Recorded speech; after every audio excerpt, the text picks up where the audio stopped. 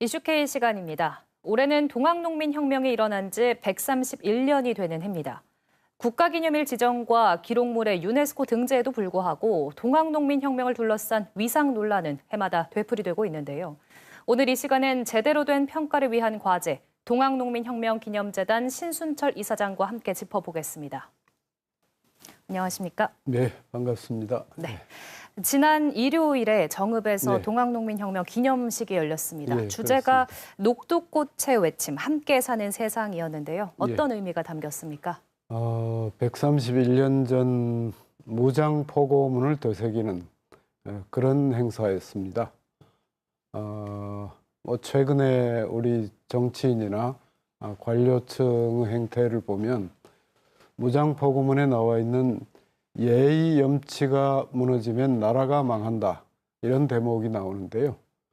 우리가 여러 가지 무도한 일을 행하고 부끄러움도 없고 뻔뻔함까지 보이는 그런 현실을 보면서 131년 전과 다를 바 없다. 더구나 당시에 외국 군대를 불러들여서 백성을 압살하고 그리고 권력을 유지하기에 급급했던 그런 현실을 보면서 130년 전이나 지금이나 우리가 포고문을 다시 되새길 필요가 있다, 이런 차원에서 했습니다. 네.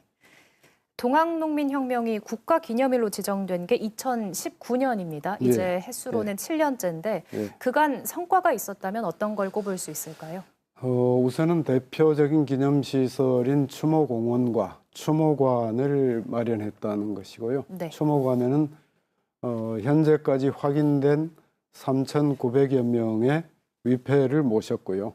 거기에 이제 참배할 수 있다는 시설을 마련했고, 그 다음에는 이제 각 지역 행정기관의 관심이 조금 커졌고, 그리고 한 120개 이상의 지역에서 봉기가 있었는데 그 지역의 시민사회단체에서 조직을 기념사업회를 꾸리고 이런 일이 좀 부쩍 늘어났다고 볼 수 있습니다. 그래서 어쨌든 전국적으로 통일성 있는 기념행사가 가능하게 됐다, 이런 점이 성과라고 보겠습니다. 네.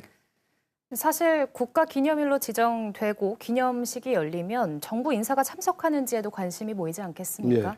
이번에는 이제 국회의장이 처음으로 참석한 게 좀 요인이한 부분인데 정부 측에선 문체부 차관이 참석했습니다.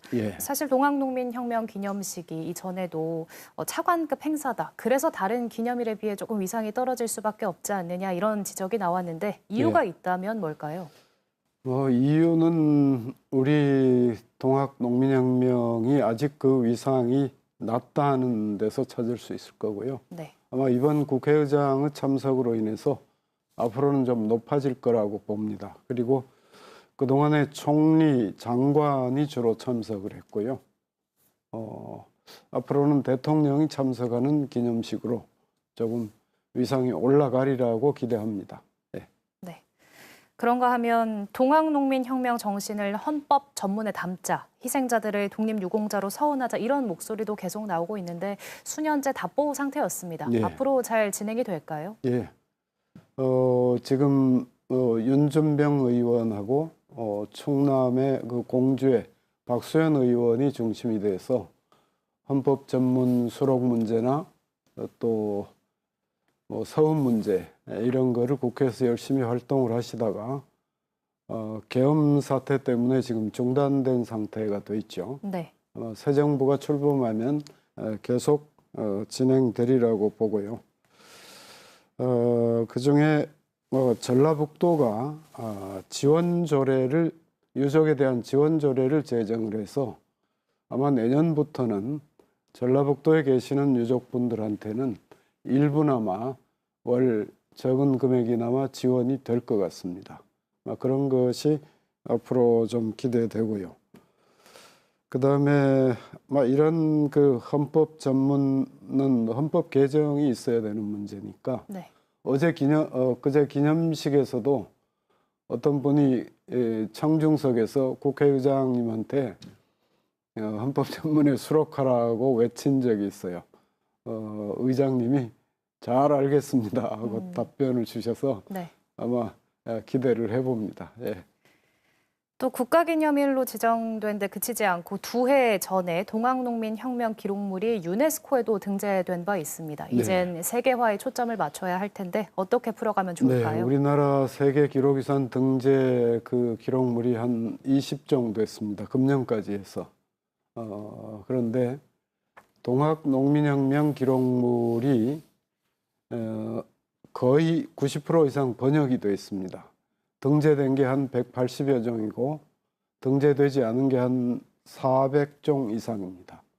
그래서 이 대부분이 번역이 돼 있어서 기념재단이 앞으로 세계화를 추진하는 기초작업 가운데 하나로 동학농민혁명 기록물이 한글 번역이 돼 있으니까 기록관을 만들어서 기록물 전시도 하고 그다음에 영문으로 번역을 해서 전체는 안 되더라도 요지라도 번역을 해서 세계 어디서나 쉽게 접근할 수 있는 그런 아카이브를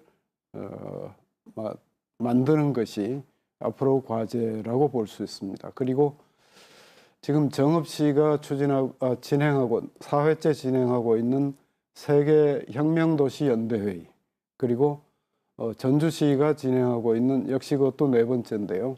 세계 혁명예술 포럼 이런 사업들이 세계화에 상당한 성과를 내리라고 기대를 하고 있습니다. 네, 또 동학농민혁명을 세계적으로 알리기 위해서는 우리부터 관심을 갖고 좀 지켜봐야겠습니다. 네, 그렇습니다. 말씀 네. 여기까지 듣겠습니다. 고맙습니다. 네, 고맙습니다.